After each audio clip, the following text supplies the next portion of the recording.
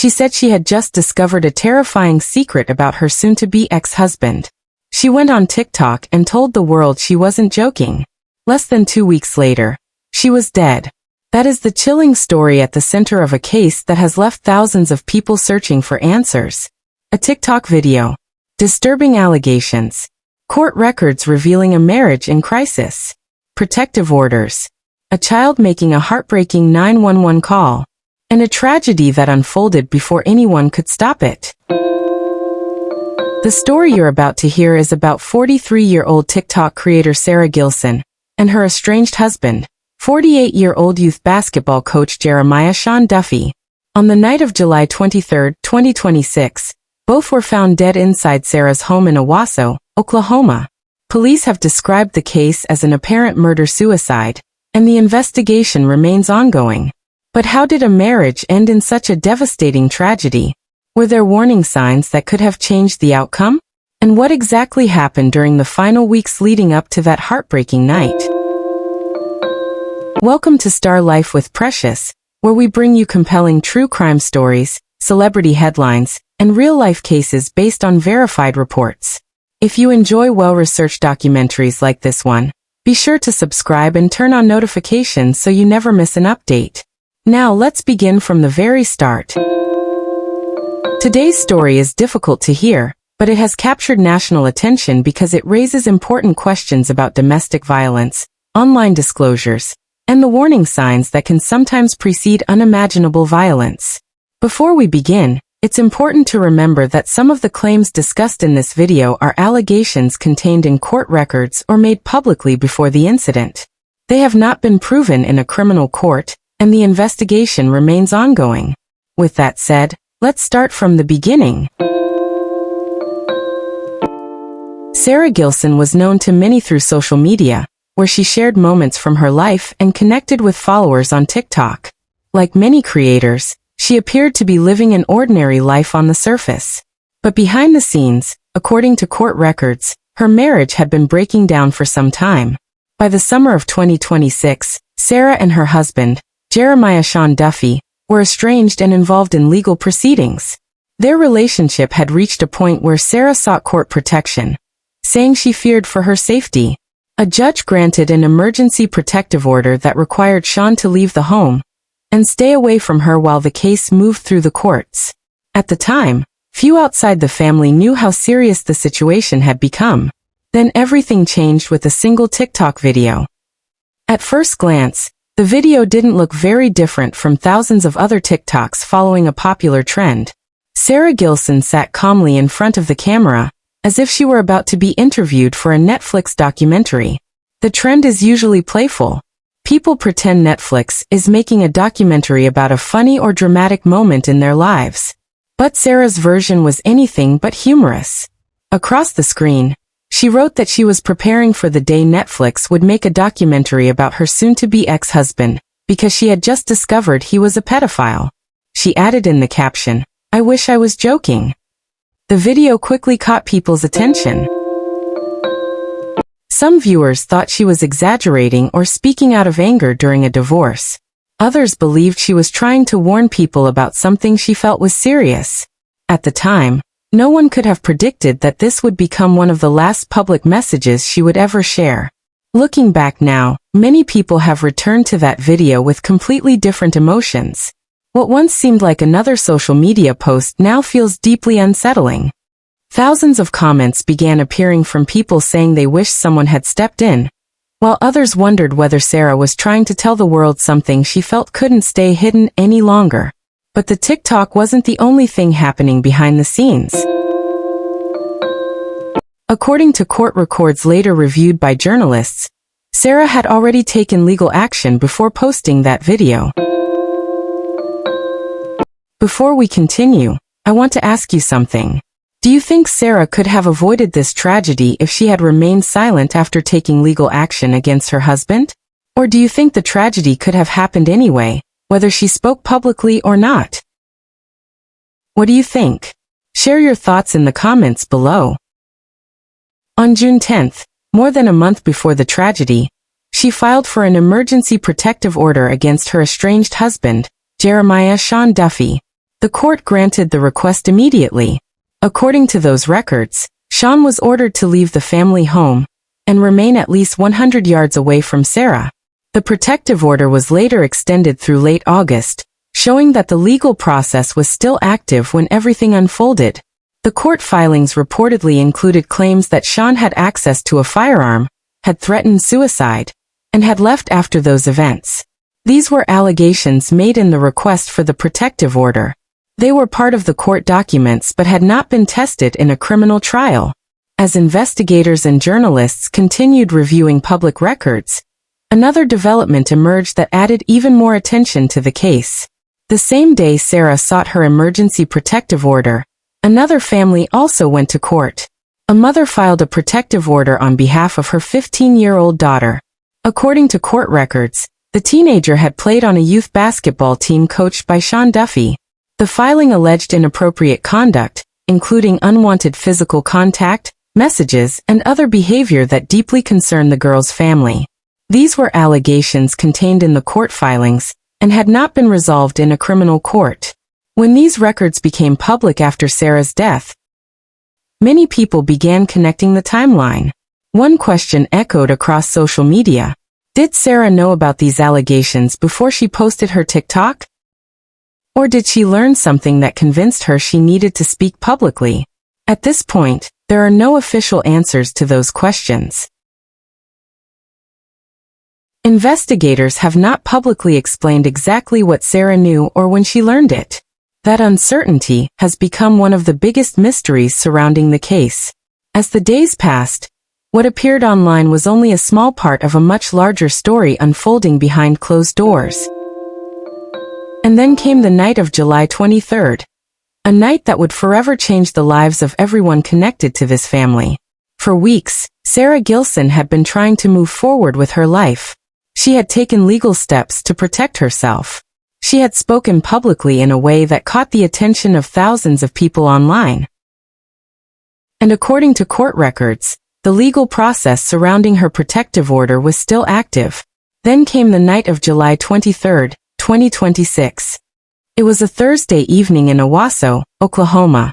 For the people living in Sara's neighborhood, it seemed like an ordinary night. There was no indication that, within hours, the community would be shaken by a heartbreaking tragedy. At approximately 11:15 p.m., emergency dispatchers received a 911 call. According to police, the call came from a child who lived in the home. Imagine that moment for a second. A child faced with something no child should ever experience, calling for help in the middle of the night. First responders rushed to the house. When officers entered, they discovered Sara Gilson and her estranged husband, Jeremiah Shawn Duffey, both suffering from gunshot wounds. Despite the efforts of emergency personnel, both were pronounced dead. Based on the evidence available at the scene, police said they believed the case was an apparent murder-suicide. Investigators stated that Duffey allegedly shot Sara before fatally shooting himself. The investigation is still ongoing, and authorities continue to examine the evidence.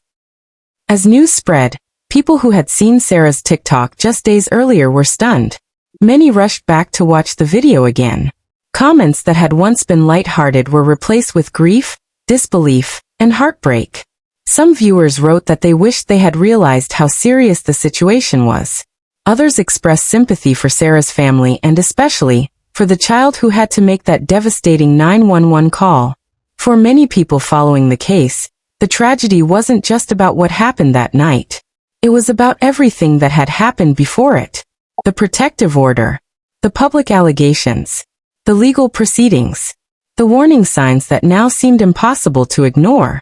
At the same time, investigators have urged the public not to jump to conclusions beyond the evidence that has been released. While court records document allegations and police have described the incident as an apparent murder-suicide, some aspects of the case remain under investigation. That distinction is important. As more information emerged, the public conversation shifted from simply asking what happened to asking whether this tragedy could have been prevented. Could earlier intervention have made a difference? Did the legal protections in place provide enough safety? Were there warning signs that family members, friends, or authorities could have acted on differently? These are difficult questions, and there are no easy answers. What is certain is that a family has been torn apart, a community is mourning, and a child has been left to cope with an unimaginable loss. As investigators continue their work, many people are still searching for answers, not only about the events of that night, but about the chain of events that led up to it. As investigators worked to piece together what happened on the night of July 23rd, many people began looking back at the weeks leading up to the tragedy. The more details that emerged, the more one question kept coming up. Were there warning signs that this relationship was in serious trouble? According to court records reviewed by multiple news outlets, Sara Gilson had taken legal action weeks before her death. On June 10, 2026, she filed for an emergency protective order against her estranged husband, Shawn Duffey. An emergency protective order is not granted automatically. A judge reviews the request and decides whether there is enough information to provide temporary legal protection, while the case moves through the court system. In Sara's case, the request was approved. Court records show that Duffey was ordered to leave the family home and stay at least 100 yards away from Sara. A short time later, the protective order was extended through late August, meaning it was still in effect when the tragedy occurred. According to the court filing, Sara alleged that Duffey had access to a firearm, had threatened suicide, and had left after those events. These were allegations contained in the protective order request, and were part of the legal record. But that wasn't the only court filing that would later draw national attention.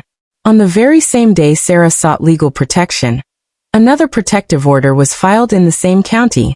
This one came from the mother of a 15-year-old girl. According to court documents, the teenager had played on a youth basketball team coached by Duffey. The filing alleged that he kissed and touched the girl without her consent. It also claimed he sent her messages, invited her to his hotel room during a basketball tournament, and allegedly offered her money to keep quiet. These allegations were included in the court records. At the time of the reporting, they had not been proven in a criminal court. When reporters uncovered these filings after Sara's death, many people began to understand why her TikTok had attracted so much attention. For some viewers, it appeared that Sara's public post and the court filings were connected. But investigators have not publicly confirmed exactly what information Sara had when she made her TikTok, or whether she knew all of the allegations contained in the other protective order. That uncertainty has fueled intense discussion online. Some believe Sara was trying to warn others. Others believe she was simply expressing what she had recently learned during a painful separation. Without additional evidence or official statements, those questions remain unanswered. Domestic violence experts have long said that the period during or shortly after a separation can be one of the most dangerous times for someone leaving an abusive relationship. That doesn't mean every separation ends this way. Far from it. But experts often encourage people experiencing threats or violence to seek help, create a safety plan, and work closely with law enforcement and support organizations whenever possible. For Sara's loved ones, however, those discussions come too late. They are now left grieving a woman whose final public message has become one of the most haunting parts of this entire case. And for investigators, the work is far from over. Although police have described the incident as an apparent murder-suicide, they continue reviewing the evidence to complete the investigation and establish the full sequence of events. As more official information becomes available, the public may learn additional details about what happened inside that Oklahoma home. But one thing is already clear. This story is about much more than a viral TikTok.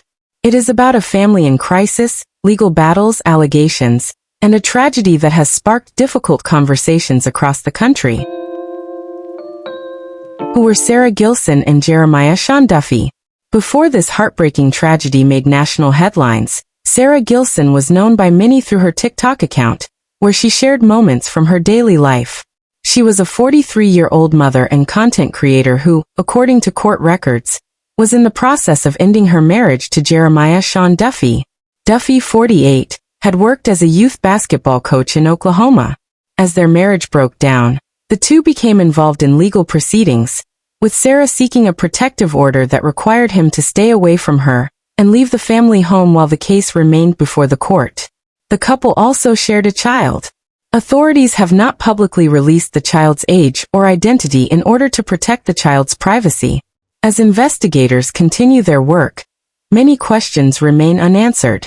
While police have described the case as an apparent murder-suicide, the full investigation is still ongoing, and more details may emerge in the days ahead. This tragedy has left behind a grieving family, a child whose life has been changed forever, and a community searching for answers. What do you think about this case? Do you believe the warning signs were recognized early enough? Or do you think more could have been done before this tragedy unfolded? Should protective orders come with stronger safeguards in situations where there are fears of violence?